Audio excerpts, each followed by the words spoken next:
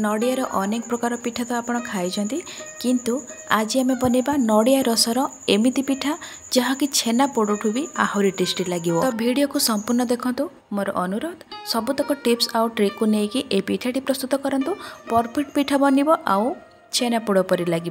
नमस्कार, आपण मानक बहुत बहुत स्वागत ए छबराणी किचन को। आपण जदि मो चैनल नुआ अच्छे ताहले सब्सक्राइब कर दियंतु। पाखरे थिबा बेल आइकन को मध्य प्रेस करंतु।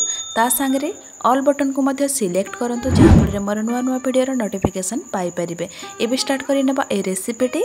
सेथिपे कि नहीं जाबा गोटे नड़िया को एमती छोट छोट पीसेस करी काटी नेबा। तार ऊपर भागर ब्राउन कलर चोपा को बाहर करी नेबा। एमती छोट छोट पीस करी काटी नेबा। याको हमें कौन करबा गोटे मिक्सी जार नै जबा। याको ग्राइंड करी नेबा जहाँ फल रे पूरा स्मूथ हेकी ग्राइंड हे जिवो आ भलो भाबरे ए रसटी बाहरी जिवो। एबे मो मिक्सी जार रे दे देछि बिना पानी रे याको हमें स्मूथली ग्राइंड करी नेबा। देखि पारुछन मो ग्राइंड करी देछि एई परि भाबरे। नड़िया को एमिति ही ग्राइंड करिवे जहाँ कि गोटा गोटा हेकी जमा भी रहिबनी। एई नड़िया रे हमें कौन करबा एठी मो गोटे छोट ग्लास टे सेट करिछि। एइथिरे मो गोटे ग्लास पानी दे दूछि। ग्राइंडिंग करिथिबा नड़िया रे ए गोटे ग्लास पानी को ऐड करि नेबा। एबे हमें हाथ रे टिके चकुटी नेबा जहाँ फल रे भलो भाबरे ए नड़िया रो रसटी बाहरिबो। एबे मो एठी गोटे बाउल टे नै जिबे। ता ऊपरे गोटे पतड़ा कपड़ा, आपन पाखरे पतड़ा कपड़ा जदि अछि ताहले पतड़ा कपड़ा एमते गोटे नै जांतु। आ सेई ग्राइंड करिथिबा हमर नड़िया को एठी हमें दे देबा। एबे हमें कौन करबा गोटे जगह को धरि नेबा कपड़ा को। यार हमें रसटी एमती बाहर करि नेबा। बहुत ही इजीली बाहर जिवो। आ बहुत इजी रेसिपी आपण घरे याको निहाती बनातु। बहुत ही टेस्टी रेसिपी। आपण को पिला माने तो बहुत ही खुशी रे खाइबे जेहेतु पूरा छेना पोड़ भड़िया लागिवो। गोटे ग्लास पानी रे एमती नड़िया को चकुटिकी गोटे थर हमें नड़िया रस को बाहर कर नहीं। गोटे ग्लास पानी रे एतिकी नड़िया रस बाहरी पुणी आम से नड़िया गुड़ाक आउ थे ग्राइंड करनेबा जहाँ फल आउ टे रस बाहरी जीवो। तो ये आम मिक्सी जार रे देदेबा से नड़िया गुड़ाक। पुणी आ गोटे ग्लास आम पानी देदेबा। ये पाखापाखि आम 2 ग्लास पानी यूज कले पानी एमती मेजर करके ही ऐड करेंगे जहाँ फल जना पड़ो तार मेजरमेंट टी। ये मु सेम प्रोसेस ग्राइंड करी एबे सेम कपड़ा रे एमती मु पुणी थरे चिपुड़ी नौची। तो ये आमर 2 ग्लास नड़िया रस बाहरी जाइए। तो रेडी हो गला आमर नड़िया रस सबू। तो ये एबे आम कौन करबा याको रखी नेबा साइड रे। पुणी आमर जो नड़िया गुड़ाक बाकी रहिला ताको आम रखी नेबा स्टोर करिकी। बा आपण याको पिठारे यूज करेंगे, तरकारी रे यूज करेंगे कि याको कोकोनट पाउडर मध्य बनै परिबे। याको खरारे सुखाई देबे आ कोकोनट पाउडर बनी जिवो। एबे आमे चली जाबा नेक्स्ट प्रोसेस को। एठी मो गैस रे गोटे कढ़ई बसई दोची। कढ़ई रे आमे कौन करबा ए नड़िया रस गुड़ाक ऐड करि नेबा। गैस को ऑन करि नेबा। याको आमे फुटिया पर्यंत छाड़ी नेबा। तापर ये आम गोटे कप क्षीर ऐड करनेबा। मिक्स करवा क्षीर। जदि आपण पाखे क्षीर ना ताहले आपण पानी मध्य ये यूज करेंगे। तो आपण कौन करेंगे गोटे ग्लास पानी देदेबे। पाखापाखि आमर नड़िया रस 2 ग्लास गोटे ग्लास क्षीर सहित 3 ग्लास होगला। एबे आम कौन करवा से ग्लास रे हाफ ग्लास सुजी ये ऐड करनेबा। जिते नड़िया रसटी फुटी आसो से स्टेज रे जेतिकी मीठा खाइबे से हिसाब से चीनी ऐड करेंगे।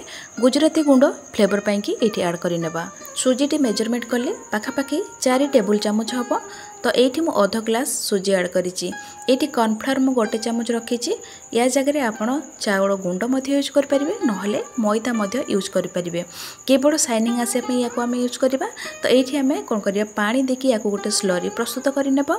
चलते याको मिक्स करनेबा। मु पानी दे देछि चामच साहाय्य याको भलो भाबरे पतला स्लरीटे बनै नेबा। तो एबे आम कौन करबा से सुजी बा नड़िया रस रे याको ऐड करनेबा।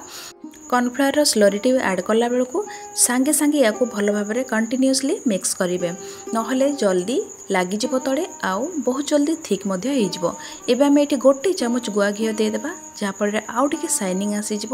या आम केवल 1 ରୁ 2 मिनट पर्यंत या आम मिक्स करवा। एमती टे बेटरटी है बेलू आम गैस को ऑफ करनेबा।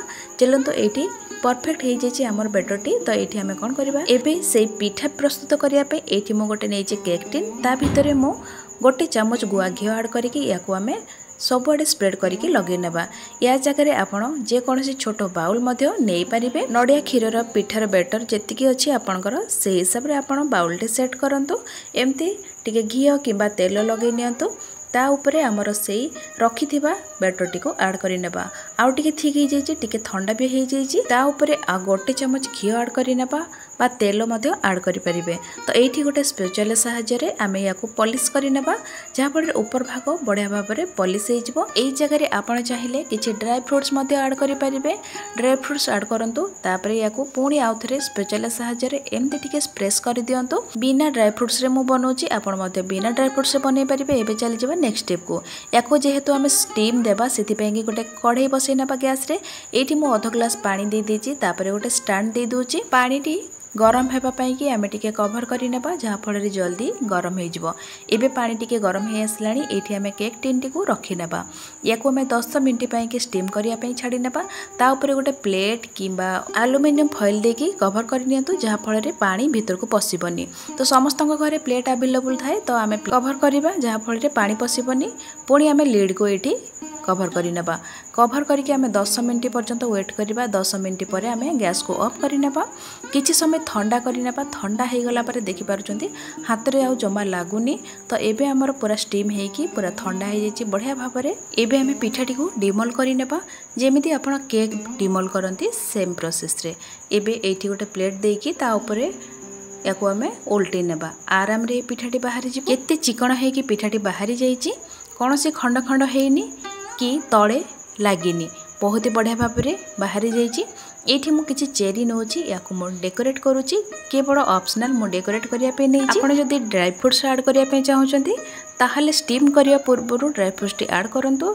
ड्राई फ्रूट टिके सिझी जिवो किंबा पिठारे लागि कि रहिबो बहुत ही बढ़िया लागिबो। ए पिठाटी को आपण 2 ରୁ 3 दिन मध्य रखिकी फ्रिज रे खाई परिबे किंतु फ्रिज रे रखिबे बाहर रखिबेनी। तो याकू आमे कट लगी कि देखि नबा केते स्पंजी आ केते स्मूथ हेची देखि पार। एठी गोटे खंड पिठा नै जिबा याकू आमे मझिरु 2 खंड करके देखि नबा देखि पारुचंदी भीतरटा केते स्मूथ आ केते स्पंजी हेची। ये तो पार्टी पड़िला माने मिले पड़ो बहुत ही टेस्टी पिठा पूरा छेनापोड़ भड़ी। निहाती रेसिपीटी घरे बनातु आ निहाती खातु बहुत ही भल लगे। ये पिठाटी आपण उषा व्रत जेकोसी पर्वपर्वाणी किंबा जितेबाला मन हम आपण या खाई पारे। रेसिपीटी भल लगे लाइक सब्सक्राइब करेंगे। आपण को अनुभूति कमेंट सेक्शन को जाइए निहाती कहे ढेर सारा शेयर करदे। रोजी पुणी देखा आ गोटे नुआ भिडियो रे नुआ रेसिपी सहित। आशा करुँच आपण मैंने समस्ते बहुत ही भल थे। जी सब सपोर्टर भाई भौणी मैंने अच्छा वीडियो को फुल वॉच कर मो तरफ आपण मानक अनेक अनेक धन्यवाद। Thank you.